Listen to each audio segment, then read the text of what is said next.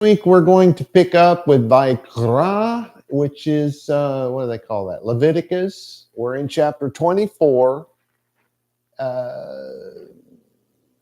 Where are we? We're starting with verse 12. So of course I'm going to actually back up. Usually I back up one verse. I'm going to back up two verses. So I'm going to go to 10. I'm not going to go through the words and all that. I'm just going to read this previous stuff because it'll help us pick up where we're picking up. My translation of 10 and 11 is, and the son of an Israelite woman whose father was an Egyptian went out into the midst of the children of Israel. And the son of the Israelite woman disputed with an Israelite man in the camp. And the son of the Israelite woman cursed. He cursed her authority. And remember, I told you this last week. In the West, we think of cursing as cussing. But cursing in the time of Moshe, the guy who wrote the law, was to connect a God's name. It didn't have to be our God. It could be any, false God, real God. That part didn't matter. It's just that it was connected to something. And wishing harm on someone. May Moloch reject your sacrifices, right? So that would be a curse. May Moloch cause you to suffer a slow, painful death. I mean, I'm not going to use our God's name, but that's what they mean by curse. So it says that this man cursed her authority. And usually you see it's translated as name. And I pointed this out before. There are very few times in the Hebrew Bible where the word Shem, the Hebrew word Shem, should be translated as a name. This verse, either this one we're in or the one coming up, I think it's this one, actually uses it both ways. So he curses her authority. What's that mean? He curses who she is, everything she stands for, everything about her life, right? That's the authority. He curses it, and then it goes on. And they brought him to Moshe. They got arrested. And the name of his mother, so now Shem is actually name. And the name of his mother was Shelomit, the daughter of Divri, from the tribe of Dan. They say the tribe of Dan these days, but in Hebrew that's Dan, not Dan. So anyway, some of the translators over the years have put Hashem in there because it says it actually does say Hashem. And so they try to make that out to be something that it's not. Where it says that he cursed the name, it says Hashem. And so they're saying, see there, that's the name. No, that's not how that worked. For one thing, they did not call God Hashem back then. They called him Yahweh. There was no W in Hebrew back then. There's no W in Hebrew now. It's never been Yahweh, ever. There is no J in Hebrew then. There's no J in it now. The J's only been around for about 700 years. We did not have a J in the English language until right around the time the King James Bible was printed. The whole idea of it started around that time, but it did not become popular until after that time. In fact, there were no J's in the 1611, but they took an I and they gave that I a little wing at the bottom, right? Recognizing that as a J, right? Now, it wasn't a J back then. Didn't make the J sound. So Yosef was still called Yosef because that capital I was pronounced Y. So his name was Yosef. Yeshua was called Jesus. Jesus. Yeah, Jesus. It was not called Jesus. He was called Jesus. And over time, after the J came along, people began to call him Jesus, and it has slurred to Jesus, right? But back then you had no J. So there is no Jehovah. There has never been a Jehovah. There will never be a Jehovah who said, let there be, and all that is came into existence. Yahweh is the one and only God who did all those things. So they called him Yahweh back then. All right, let's talk about the crimes that were committed here, because it says that he cursed. Oh, did I read the whole thing? I did miss something. I knew I was missing something. So anyway, verse 11, let me start over because I completely missed a word. And the son of the Israelite woman cursed and marginalized her authority. So he did two things, right? Let's talk about how do you marginalize the authority of someone? Well, what do you know? You're just a woman. Now remember, he's talking to his mother, right? So that would be a really good way to marginalize his mother. What do you know? You're just a woman. Who do you think you are? May the fleas of 1,000 camels invade your armpits. Shut it, old woman. No one asked your opinion. That type of stuff, that's how you marginalize your mother's authority. Now, is that what he did? Who knows? I don't know how they would have said something like that back then. Nobody does because nobody wrote it down, so we don't know what he said. We're not given those details. But we do know he did something along those ideas. He did something along those lines. I guess that's the word I was looking for. So a half Jew, half Egyptian man found himself in a dispute with a Jewish man, a fully Jewish man. During this dispute, for some reason, he decided that the thing to do was to curse his mother and wish harm by some God's name on his mother. And it may well have been our God because, she's Jewish and he's only half and half or whatever.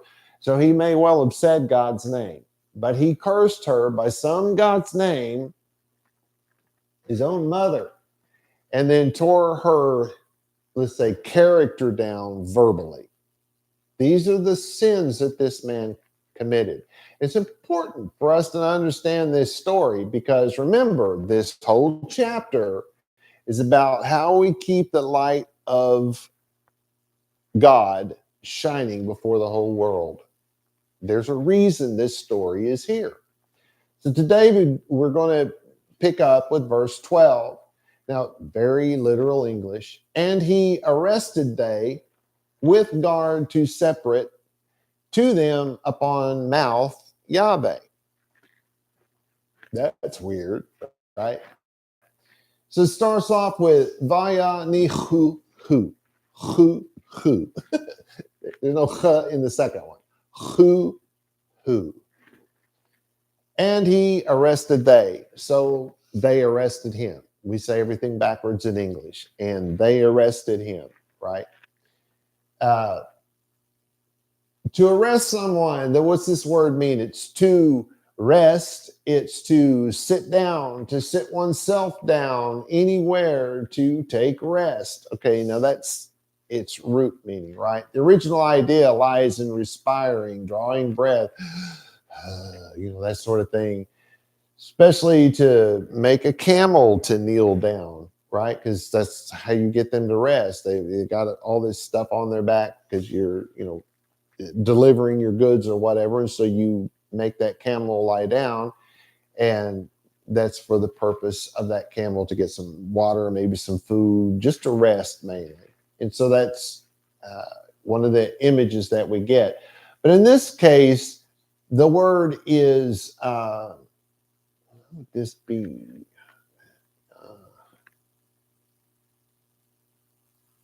I think this is Nephil. I don't know. But anyway, it makes it they made him.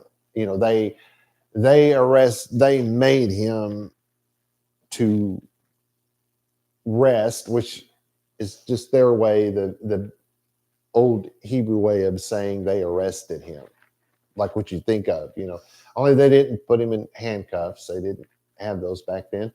And well, it was the Iron Age, so they could have, but not likely. But anyway, they took him. And this says, Va mi shamar. So your root word is shamar, right? And what does that mean? That's to guard. In this case, because they've added the mem in the front, it's to take custody of, to put into prison. It's of the person who's being guarded. And then it's li perosh. And that is not the word rosh. It's arash is your root word here. But it's to cleave. It's, like bang, bang, bang with is that called a cleaver, I guess? Yeah. And so you're, like cutting meat up or something. It's that idea, not like cleaving together. Because the idea is to separate. In fact, this is the word where you get perushim in English, Pharisee. Parash, this is the root of that word. It's to separate. The Pharisees were separatists. Isn't that strange? So were the Essene. Well, for that matter, so were the Zadokine.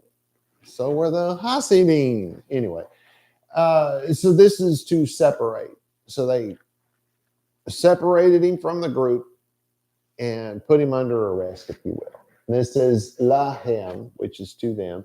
All, which is upon, above, whatever. P, that's the mouth. P. Depending on how it's written in a sentence, it could be phi, because the F and the P sound in Hebrew, the letter is actually the same letter, but the F is the harder sound and the P is the softer sound, I think. Is that how that works? The same letter, but sometimes it's like the bait and the vait. Sometimes you say the word with a B sound like boy, and other times you say the word with a V sound like victor. It's a thing in Hebrew. But anyway, we're talking about the mouth, that thing that you talk with. But this is idiomatic, okay? And then it says Yahweh, so the mouth of Yahweh. They don't mean it the way that sounds. Here's my translation. And they set him down in confinement before them to hear the judgment. That's what upon the mouth means. That's an idiom. Upon the mouth is literally the way you would say it. All P, upon the mouth. We don't say ha in this case, upon the mouth. It's an idiom that means to hear the judgment. The judgment of what? Well, it says Yahweh. They're setting him down and waiting for God to tell them what to do with this guy. Obviously, it's the first time they've ever run into something like this. So now we're going to move on to verse 13, where God is going to give his judgment.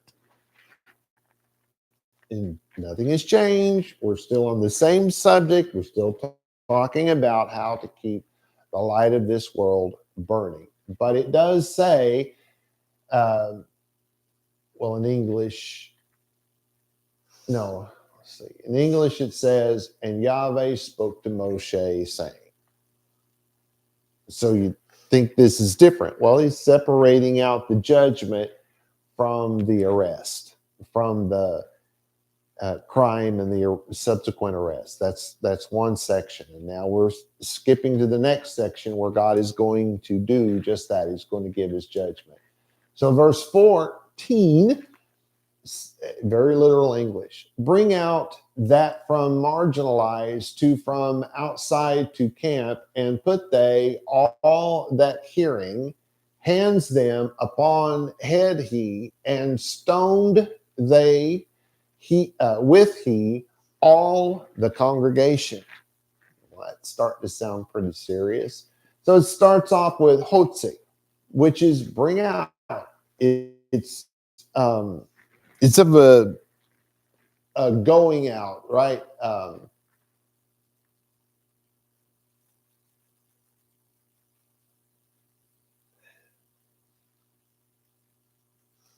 They use this word for a plant coming up through the ground.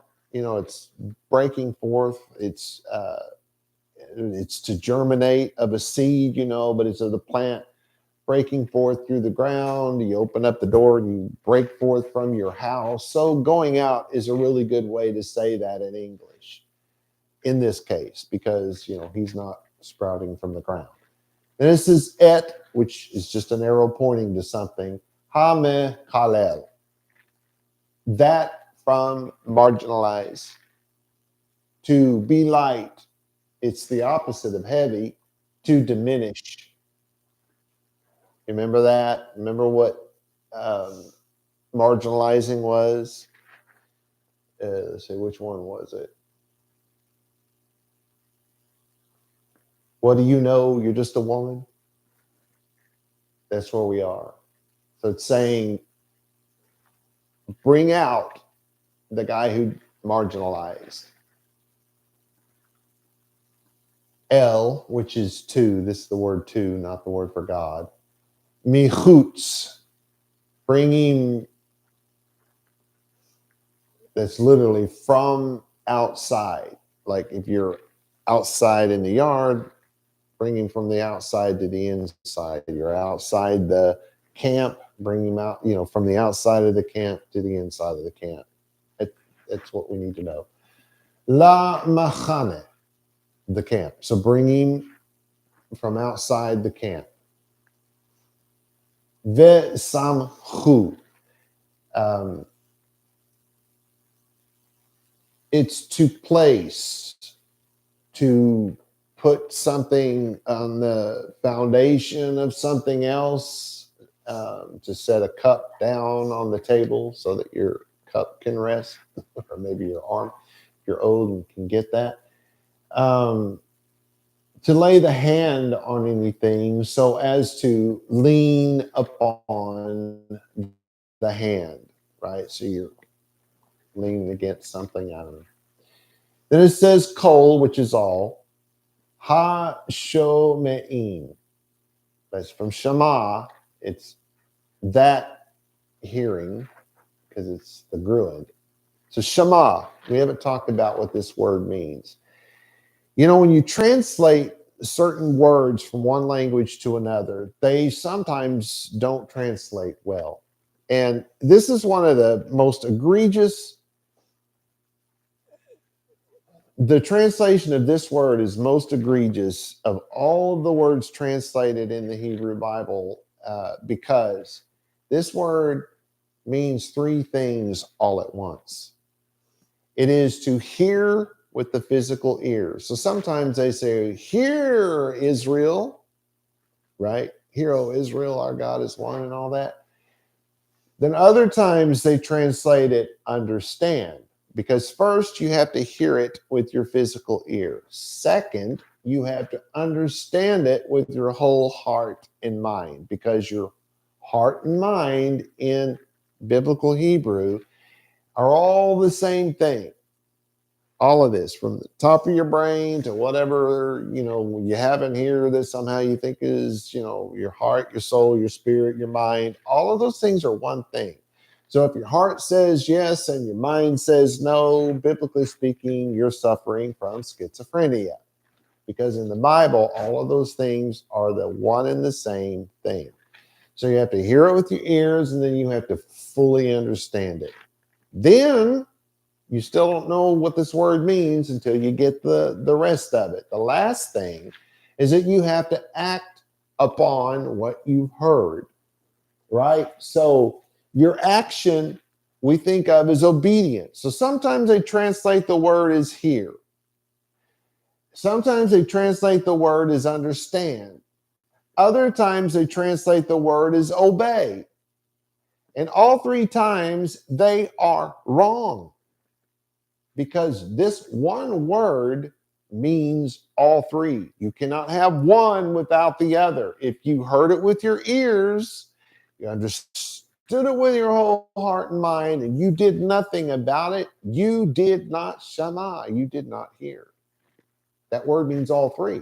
So if you heard it with your ears, you have no clue why, or you don't understand it at all, but you're obeying it anyway. You're told to go do something, so you're doing it, but you have no understanding as to why you have not heard. Shema Yisrael, Yahweh Eloheinu, Yahweh Echad. That is not going to apply to you if you don't understand why you're doing it. Right? So it's all three. Anyway, our next thing is et. That's a pointer. Yedehem. Okay, well, that's your hands. Yad is singular. Yadeh. Yadim. How would you say? Yad. Either Yadayim. Yad, whatever. Yadeh is a good way to say it. So we have hands, his hands, their hands, whatever. Oh, their hands, because it's them arresting him. Oh, so that's an honor upon. And what do you, Rosho? You're going to put their hands on his head. That's how they're going to arrest the man. They're going to grab him by the head. No, it's an idiom. So I'm just going to skip the meaning of that since it's an idiom. Then it says, ragmu, and stoned they, so we'd say, and they stoned. To bring together, to heap up, properly to pile, to be piled up, brought together, to join together. It's said of a pile of stones, but if you took just stones and you crushed it down into dust, you could grab a couple of fingers worth and make a little pile. This word would indicate that as well. So to say that it's to stone somebody, maybe yes, maybe no, could be. Let's find out if that's what they meant. This is oto, so you have et, it's a pointer, and then at the end of it, they've added the vav, which is why it goes from et to oto. The o makes it masculine, to, they've added the vav to the end of it, so it becomes oto. So him, don't really add a lot. Kol, which is all, ha-edah, the whole congregation. Now, in biblical Hebrew, there were 12 tribes, right? And these 12 tribes you'd have at least 12 congregations, but some of those tribes were huge. And so the groups would be broken up into separate groups because just because you live in the province, how do you say that? Province of Dan, or Dan as they say these days, that's like living in one group lives in the state of Oklahoma and the other group lives in the state of Missouri or something like that. This group that lives in Oklahoma, that's a lot of distance. If one group lives over here in southwestern Oklahoma and the other group lives in northeastern Oklahoma, they're not going to be in the same congregation. They are going to be of the same tribe, if you will, the same state, in our case, Oklahoma. So if you replace the idea of state with tribe, you can understand why some of those tribes might have more than one congregation. So usually you would say adat, because that's the plural of edah. Adat is the plural of edah. right? But this time we say it in singular. So the same thing happens in the Bible. They talk about Yisrael. That's the people, B'nai Yisrael, right? And then because the children of Israel. And then other times they'll talk about Yisrael. Who's the other one? Yehuda? Is that the other one? Israel and Judah, right? Okay. That indicates a divided Israel. That's why they call them Israel and Judah, because they were a divided Israel. But if Israel is not divided, they just call them Israel. You have kind of the same thing happening here, because at this point, they're all together. They have one camp. There's not, they haven't been given the land yet. They haven't divided up that land, and the different tribes haven't set up their places. So there's only one congregation of Israel at this point. So they say Edah in singular. Okay, so here's our translation. Bring he who marginalized his mother. And I had to add his mother, because you don't have to say that in Hebrew. But bring he who marginalized his mother outside the camp. Remember, it said from outside. Sounded like you were supposed to get him from the outside and bring him to the inside. But that's not how this works. You're going to grab him from the inside. Remember, all this happened in the midst of the camp. So you're going to take this man outside the camp. And let everyone who heard him drive him out.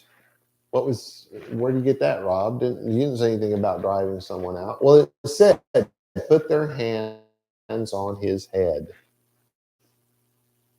Put their hands on his head. Drive him out. Then it says, and all Edah, all the congregation, will stone him? No. All the congregation will excommunicate him. To be stoned was to be excommunicated.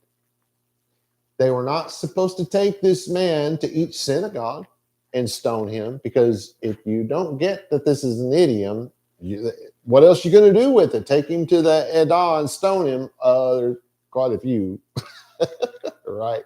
Wouldn't have been at this time, but you're going to have this happen later on in life. You got to take this man to every single synagogue and have him stoned. Well, how long is it going to last when you're doing that, right? No, it's to excommunicate him. Where does this idea come from? Well, back in those days, you would, at the gate of your little city, your little town, your little village, whatever you want to call it, you had all of these stones that would be stacked up. Why? Well, because it would have metal thingies in it, and on those metal thingies there would be these doors, hinges. Couldn't think of the word. So you got these metal hinges that have to be held up by something very substantial, and so they would build these columns out of stone, and put these up. But one of the things that almost everybody did in this area of the world was they would have a stone over to one side and say, this is the name of our little town, and here's the laws. You're not allowed to steal. You're not allowed to commit murder. You're not allowed to whatever. You can't do this. But they also would have a stone, maybe even on the same stone, as I understand it, it would be a separate stone. But on that stone, they would name people who are not allowed to come into their city. And on that stone, it would say, because this man marginalized and cursed his mother. Right? That's sending this man out and reminding this man and everybody there at the gate that this man cannot come back. He has been excommunicated. He has been stoned. All right, let's see. Okay. Verse 25, very literally in English. And to children Yisrael shall speak to say, man, man, for you're going to say, man, man, for he marginalized God his and will bear sin he. Okay. So we have the L. So and to, T-O, and to B'nai Yisrael. Right? And to, we're going to have to add the, and to the children of Israel, te daber. Daber is in the woods. Don't let him eat you. Will that help you remember the word for speak? Anyway, this is dabar is your root word here, but they added the tate, the T sound to the front of the word. So now this becomes a command. They shall speak. But these are words, the idea here of this word is of setting in a row, of ranging in order,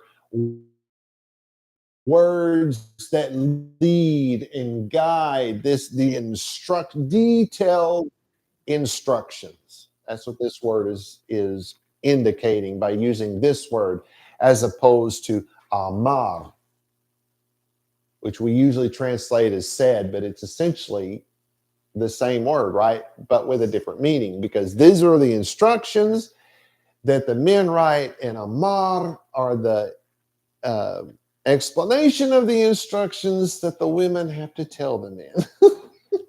Anyway, I may have made that up a little bit, but I'm sure most of the women are with me on that one. Okay, so they're going to speak lemur. And that's amar. So here's your instructing what the instruction, here's your explaining what the instructions mean, right? So you have the two different words. Ish, ish, man, man. This is a man as opposed to a woman, right? So they're going to explain something here, man, man. I hope you know that is an idiom. Ki yekalel. Ki is because, yekalel. That's your word for marginalized. Because, and this one's yekalel. So because he marginalized, they've added the yod to the front, so that becomes he. Because he marginalized Elohai. He marginalized his God. Wait a minute. It says here he marginalized his mother. He's saying awful things to her. Hey, what do you know? You're just a woman, right? And now it's saying, this is God talking at this point. God's saying he marginalized his God. You starting to see where this has something to do with keeping the light of God burning? This man marginalized literally his mother. And God is telling us when he did that, he marginalized the God of his mother. How does that work? I'll bet you he's going to explain it to us. Then it says, Ve nasa, from asa, and he will bear, he will take up, he will lift up. It's the idea of raising up and bearing up, so he's going to bear something like, take up your cross and how's that go? Take up your cross and do something. I don't remember. Have to listen to Jordan Peterson again. That's one of his favorite things to say. And bear it? Is that it? Take up your cross and bear it. Anyway. And follow me? Okay. I don't remember what it is. What's it going to bear? Think about it. You put a cross on your shoulders. Is that about you lifting it up, or is it about that big old heavy thing pushing you down? Then it says, cheto, sin. He's going to carry the weight, lift up. He's going to, like carrying a cross, lifting up that cross. It's going to push down. It's going to crush him, right? He's going to carry the weight of his sin. And so, since I know I probably never told you guys what sin is, maybe I should explain it, because there was a pretty smart rabbi, not as smart as the other, the previous rabbi I spoke about, but, he followed that rabbi, so he was pretty smart. Yochanan ben Zakkai. Anyway, he wrote that everyone who commits, of course, I'm translating what he said, but he wrote, everyone who commits sin, and this is the word, this is our word, everyone who commits sin is also in rebellion of the Torah, because sin is Torah rebellion. And that is the sum total of what sin is and what sin is not. It is the clearest explanation of what sin is and is not that was ever given by any rabbi, as far as I'm concerned. And I think that every Jew and every Christian should memorize this one little sentence. You can find it, if you're Christian, in a letter called 1 John. It's in chapter 3 in verse 4. And I think that Jews need to memorize it so that when Christians starts telling you that you're committing all these sins that have nothing to do with sin, you can quote that from the little book. On the other hand, Christians need to know what sin is. It is not a sin to smoke. Bad idea, but it's not a sin. It's not a sin to drink. It's not. It's not a sin to say cuss words. It's not. If you're married and having relationships with another woman other than your wife, that's a sin. If you're stealing from somebody, that's a sin. Now, how do we know what a sin is and what a sin is not? Well, right here, the rabbi lays it out. Everyone who commits sin is also in rebellion of the Torah, because sin is Torah rebellion. So it's that simple. If the Torah says that you cannot do it and you do it, you have committed sin. If the Torah says you cannot do it and you do it, you have committed sin. That's the sum total of what sin is and what sin is not. So maybe just from understanding what that one thing, what sin is and is not, you already figured out where Yahweh is going with this, right? So our translation, and the Bnei Yisrael, the children of Israel, will say, man, man. No, they're not going to say man, man. It's a Hebrew idiom. It means one to another. They'll say one to another, he will bear his Torah rebellion because he marginalized his God. He's going to be punished for what he did. He doesn't get to say, oh, well, I found Jesus while I was arrested here, and now you got to let me go. No. God is not mocked. You're going to reap from that which you have sown, and this man sowed something very bad. Okay. So let's move on to 16. Literally in English. And curse name Yahweh, dead he dies, stoning he stoned they, in it all the congregation, as proselyte, as native, in curse he name he dies. Well, that sounds even worse than the stoning thing, right? Benike and curse. Remember that? The meaning, of course, in your dictionary, and hollow out and excavate, and to bore and to perforate and blah, blah, blah. That's that. May Moloch reject your sacrifices. May Moloch cause you to suffer a slow death. You're swearing by some god, right? That's what the cursing is. I suppose you could get away with not saying it by some god, but honestly, for it to be a curse, you're having to do it upon some authority. So it could be said that this man did it because by cursing his mother's authority, he is essentially putting himself in a place in a position of authority to which does not belong to him. But again, since they don't give us any details, we don't know exactly how this shakes out of the tree, if you will. So anyway, it starts off with and curse, and then it's Shem. So this is the authority. It's not the name. Stop in the name of the law, right? Police officer might say that to somebody, but there's nobody named law. It's authority. Stop in the authority. By the authority given to that person saying those words, in that authority is that given to them to execute matters of the law, right? So that's the way how we get the idea of authority. It is almost always authority and almost never should be translated as name.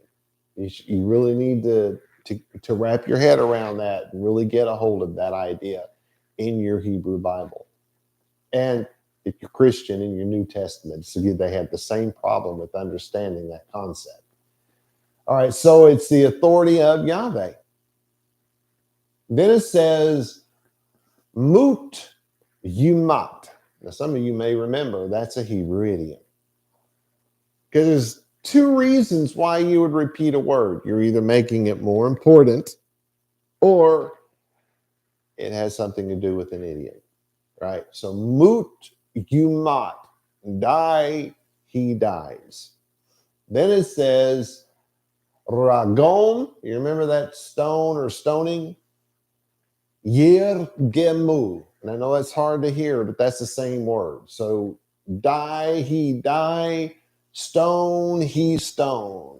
Or stone, they stone him, if you will. Right? So you're gotta realize they're either making something very important, the death is really important, and the stoning is really important, or there's a couple of idioms being used here, which, by the way, that's what's happening.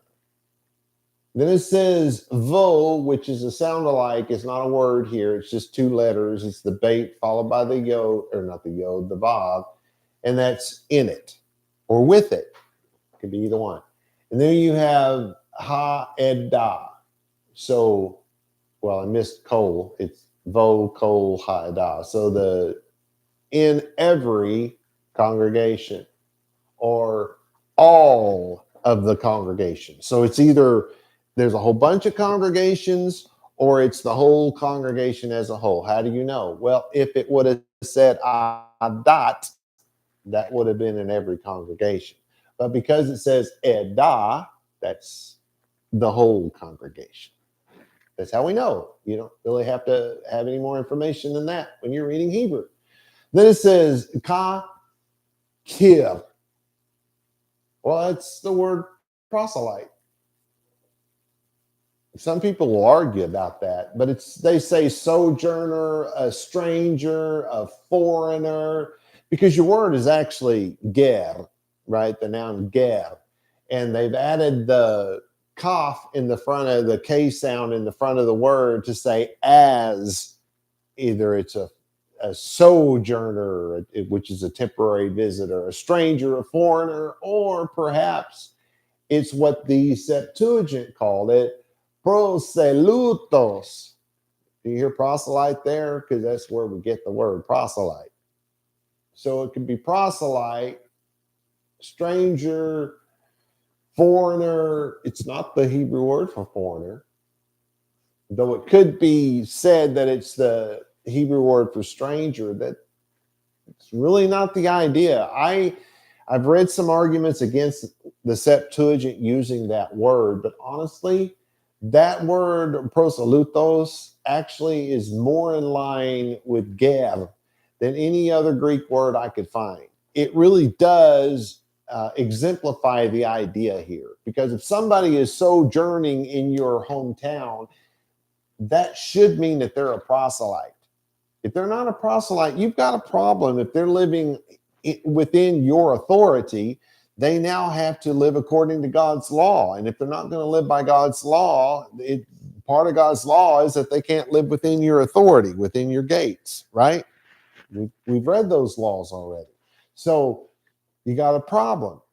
So I think calling these people proselytes is a far wiser choice of English words. Then it says, ka es rach.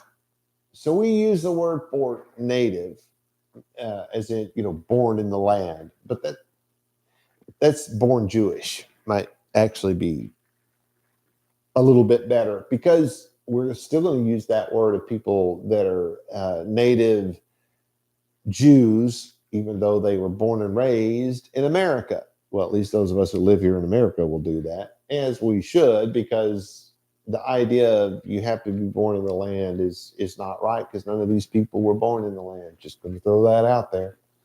Not even Moshe, not even Abraham. Anywho, so then our next word, bet nachvo. So there's your word curse, but it's got the bait added to the front. So it's inner with curse, and then it's got the vav at the end, so that becomes he. So in curse he, with curse he, could be it, but of course we're talking about a person, so it's going to be he. So that's your curse.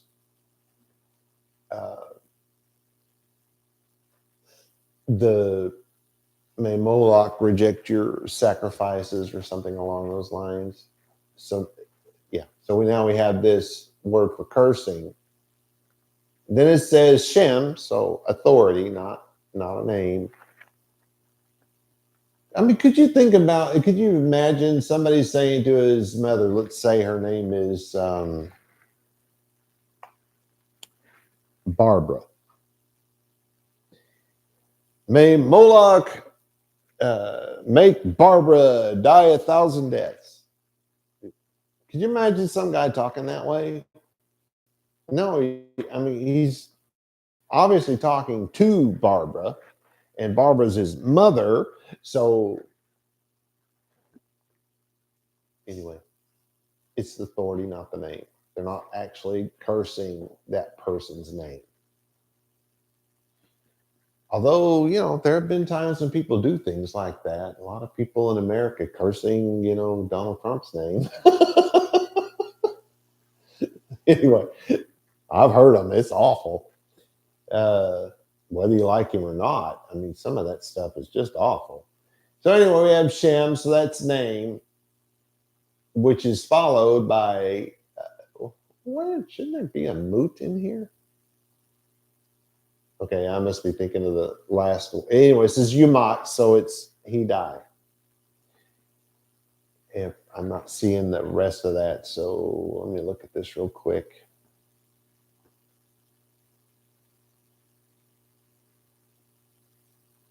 Okay, all right, got it. So we're going to look at, I forget what verse we're on. I've got 16 here, and then, so it's 16, right? Or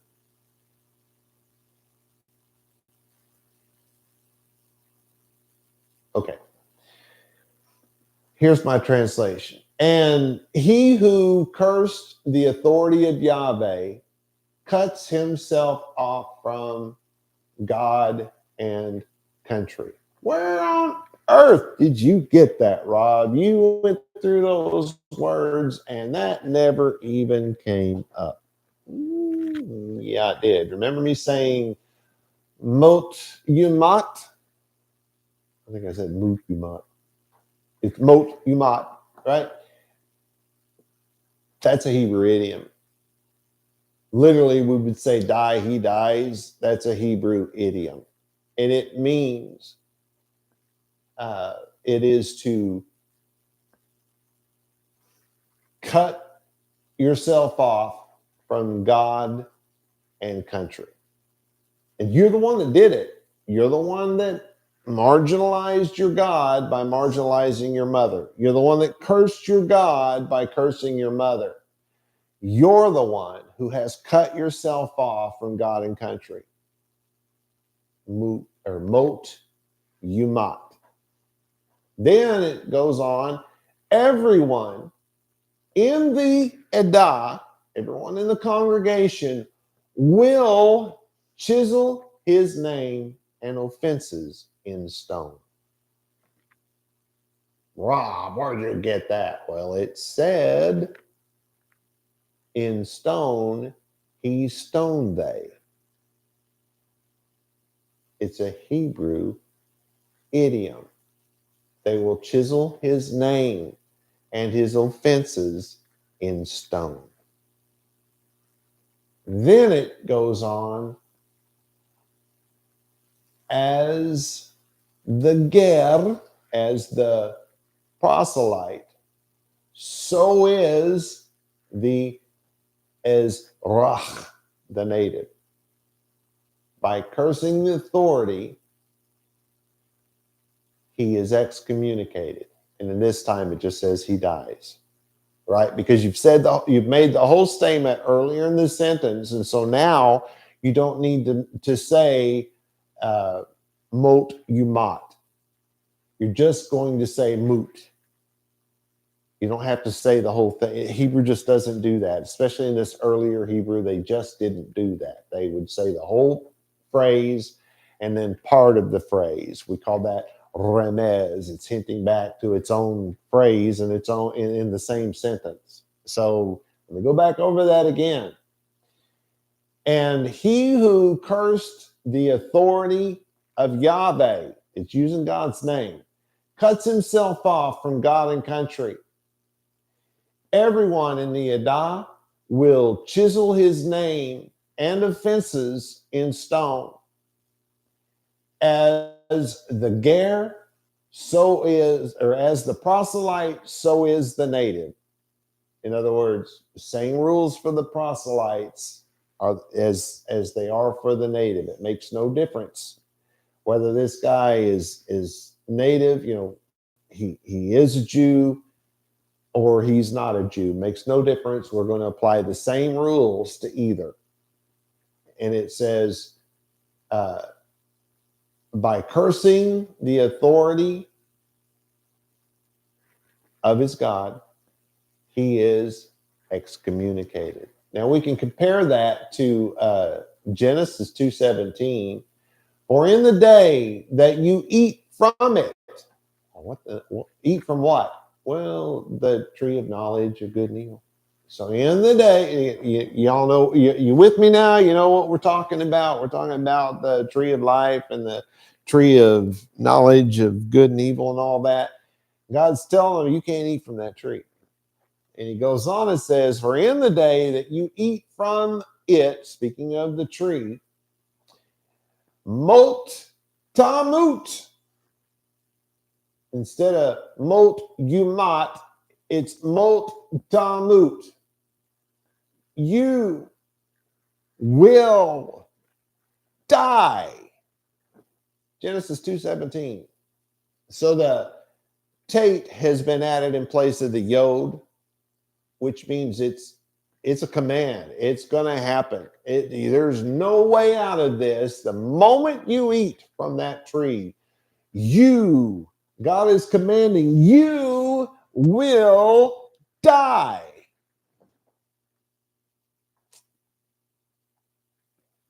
You get to chapter 3, verse 23. It says, and Yahweh God sent them, speaking of the people who just ate from that tree, from the Garden of Eden, the Garden of Eden. The next verse says that God drove them out of the garden. Did they die? Were they stoned to death? Were they struck with lightning? Did bolts fall out of the sky? No. They were driven outside the camp. Is that not what the garden was for them? They were excommunicated.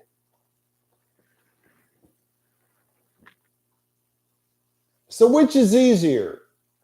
To believe old Robert Allen is right, or to believe that God is wrong? God told the people that they would die if they ate from that tree. But he did not kill them when they ate from it. In fact, they did not die until they were very old. But now we are to believe somehow the same non-killing God of the garden wants his children whom he chose, to murderize someone for mouthing off to their mother. Really?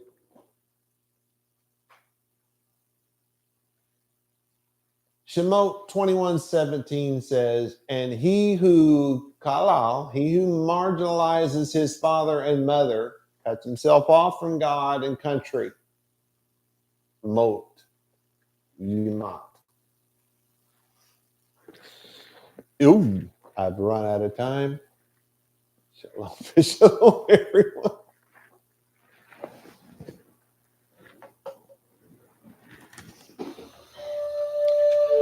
The blessing, vaYiqra. Yevarecha Yahweh v'yish merecha. Ya'er Yahweh panai v'lecha v'hunecha. Yisa Yahweh panai v'lecha v'yasim lecha shalom. And in English, may Yahweh cause you to lie down so that you may rest. May he touch and caress you. May he prepare you for what is ahead. May he watch over you. May he keep you from harm. May he cause goodness to grow in you and take away the bad. May he arrange your life and cause you to flourish. May he cheer you up and gladden your heart. May he cause his light to shine through you. May he show you tenderness, favor, and love in his presence. May he show you kindness and be delicate towards you. May he show you his generosity, mercy, compassion, and desire for you as it comes forth from the depths of his soul. May he lift you out of your pit and deliver you from the things that hold you prisoner. May he draw you to his chest and cast his eyes on yours.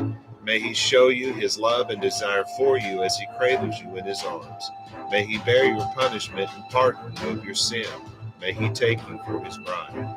May he establish a foundation in you. May he place his name on your heart and mind and make your body his temple. May you be his treasure. May you always be on his mind. May he draw you near and comfort you when you are afraid. May he assure you there is nothing to fear because he is with you. May you and all that concerns you be at peace because he is your friend. Amen.